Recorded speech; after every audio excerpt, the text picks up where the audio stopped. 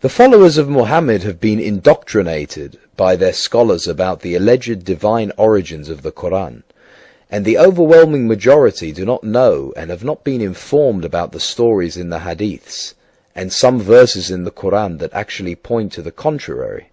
Will you elaborate? Your observations are correct, and I shall recite the following more important and relevant examples. Sahih al-Bukhari Hadith 4.814, narrated by Anas. There was a Christian who embraced Islam and read Surah Al-Baqarah and Al-Imran, and he used to write the revelations for the Prophet. Later on, he returned to Christianity again, and he used to say, Muhammad knows nothing but what I have written for him. Ladies and gentlemen, this story relates to the fact that one of Muhammad's scribes used to modify his revelations so that they rhymed better with the full knowledge of Muhammad. This made the scribe realize that they could not possibly have been divinely revealed if a mere mortal like him was allowed and able to alter them. So he left Muhammad and his Islam and reverted back to Christianity.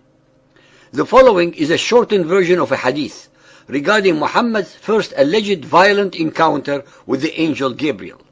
Sahih al-Bukhari Hadith 1.3, narrated by Aisha. Thereupon he caught me for the third time and pressed me, and then released me and said, اقرأ باسم ربك الذي خلق الإنسان من علق. Read in the name of your Lord who has created man from a clot.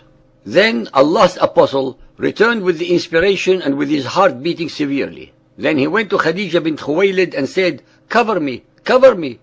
They covered him till his fear was over, and after that he told her everything that had happened and said, I fear that something may happen to me.